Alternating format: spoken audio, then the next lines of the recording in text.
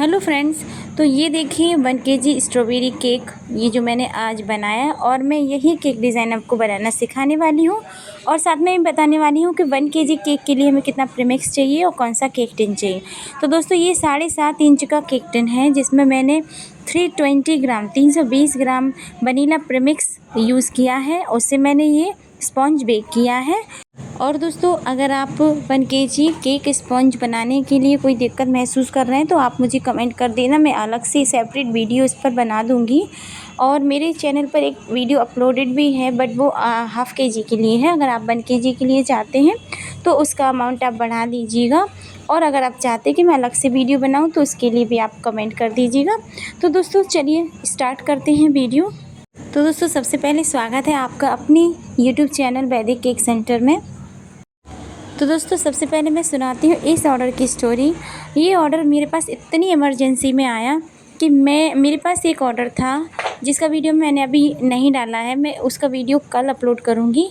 तो उस केक को जब मैं बनाकर वो केक फिनिश हुआ मेरा 9 बजे रात को, और 9 बजे मेरे कस्टमर लेने आ गए थे।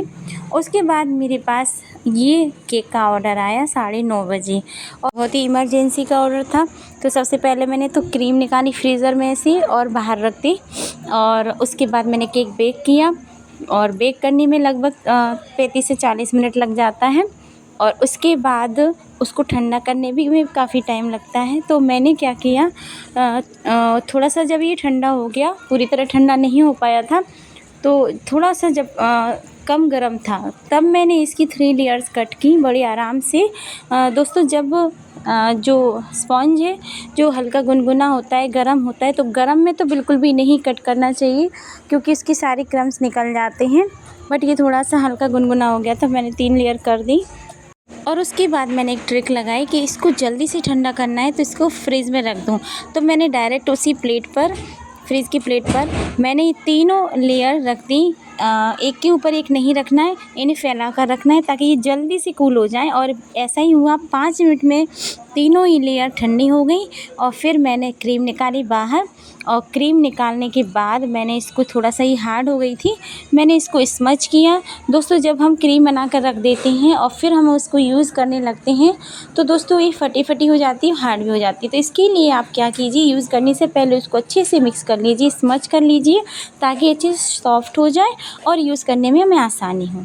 तो दोस्तों ऐसा आपके साथ भी होता होगा कि कभी कभी बहुत ही इमरजेंसी में ऑर्डर आते हैं, तो उसके लिए हमें छोटी छोटी ऐसी ट्रिक्स अपनानी पड़ती हैं जिससे हमारा काम जल्दी हो, आसानी से हो और हमें कोई परेशानी भी ना हो। तो दोस्तों ऐसी ही छोटी छोटी ट्रिक्स हम लोग जब हम काम करते हैं तो हमारे साथ होती हैं, तो हम उससे हमें एक्सपीरियंस होता है और वही एक्सपीरियंस हम आपके साथ शेयर करते हैं।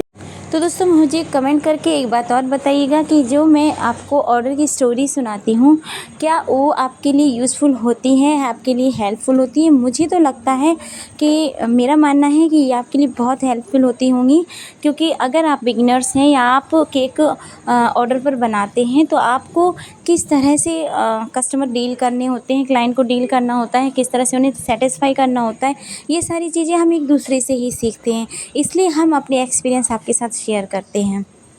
तो इसीलिए हम आपको केक बनाने के साथ साथ केक ऑर्डर की स्टोरी भी सुनाते हैं। तो आप कमेंट में ज़रूर लिखिएगा कि केक ऑर्डर की स्टोरी मैं कंटिन्यू करूं या फिर नहीं। तो चलिए अब चलते हैं केक पर। और मैंने तीनों ही लेयर कट करके इसको असेंबल कर लिया, मैंने फ्रॉस्टिंग कर लिया। तीनों लेयर्स को मैं अच्छे से शोकिंग कर दी है, और मैं शोकिंग करती हूँ क्रश और पानी के मिक्सचर से। और मैं क्रश बहुत कम लेती हूँ जिससे कि एक्स्ट्रा स्वीटनेस ना आए। ऑलरेडी केक की जो क्रीम होती है वो स्वीट होती है, जो हम जो हम केक स्पॉन्ज बनाते हैं वो भी स्वीट होता है।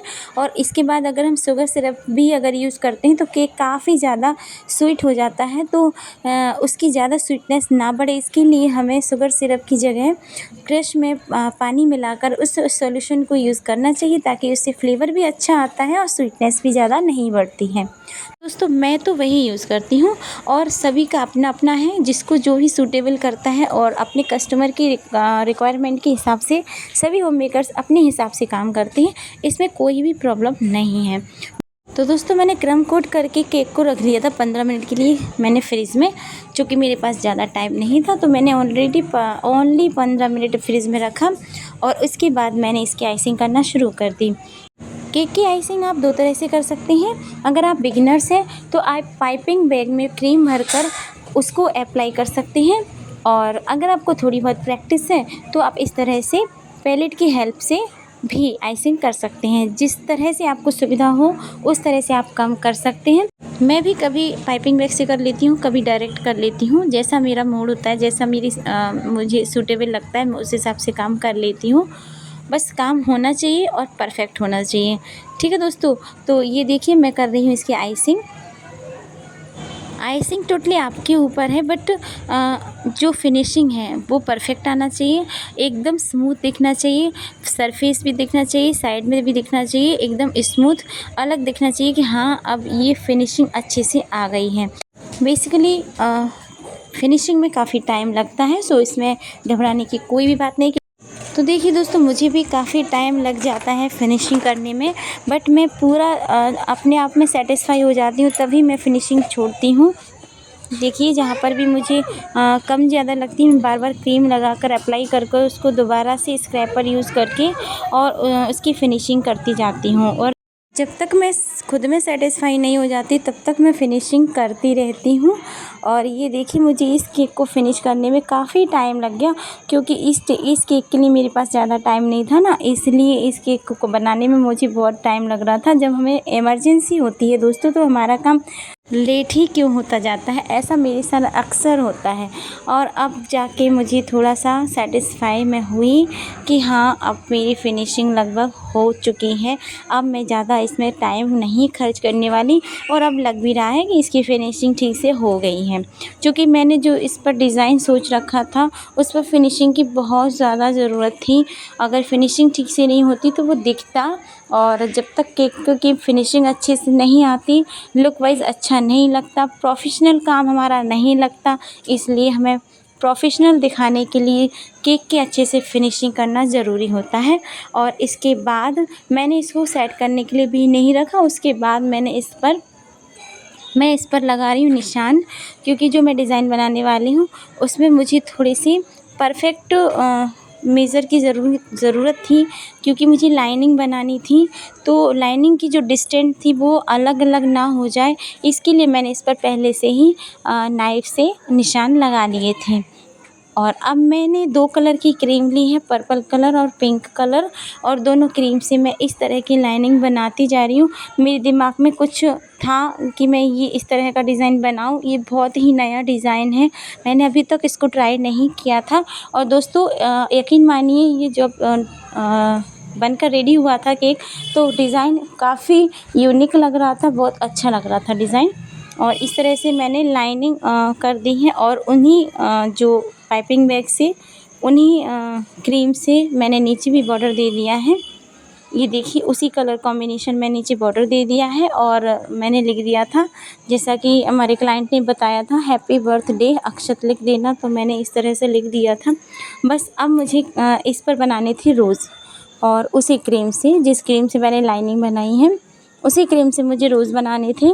पहले मैंने सोचा 3 रोज़ बनाऊंगी, बट रोज़ थोड़े छोटे हो गए थे, चूँकि मेरे पास बड़ा रोज़ नोज़ल नहीं है, मेरा गुम हो गया है, तो ये छोटा रोज़ नोज़ल है, तो ये छोटे छोटे रोज़ बने थे, इसलिए मैंने इस पर 3 ना रख कर उनकी मैंने संख्या बढ़ा दी और मैंने 5 रोज़ इस पर रखे थे। और ये देखिए मैं एक एक करके रोज़ बनाती जा रही थी और रखती जा रही थी। और इस पर मैंने जो पर्पल कलर की क्रीम थी वो मैंने साइड में लगाती थी, जिससे एक लाइनिंग का पैटर्न आ गया था इस पर, तो बहुत ही प्यारा लुक दे रहा था। जो रोज़ बन रहे थे बहुत ही प्यारे लग रहे थे। आप देख सकते हैं पाइपिंग बैग में एक साइड मैंने पर्पल कलर की क्रीम लगा दी थी, दूसरी साइड वाइट कलर की क्रीम, तो इस तरह से इस पर अच्छा पैटर्न आ गया था और रोजेज़ बहुत ही प्यारे लग रहे थे। और ये देखिए लास्ट में मैंने ये देखिए 5 नहीं 6 रोज़ थी, 5 रोज़ तो इस तरह से हो गए थे। जब बीच में जगह मुझे खाली दिखी तो एक मैंने ऊपर भी रख दिया था इस तरह से। ये देखिए, और आप केक का लुक देखिए एकदम यूनिक, इस तरह का केक डिज़ाइन आप एक बार ज़रूर ट्राई करना। और दोस्तों कैसा लगा आपको केक और केक का डिज़ाइन और वीडियो अच्छा लगा हो तो वीडियो को शेयर कीजिए अपनी फ्रेंड्स के साथ, लाइक कीजिए और चैनल पर पहली बार तो चैनल को सब्सक्राइब कर लीजिए। दोस्तों बाय, टेक केयर, राधे।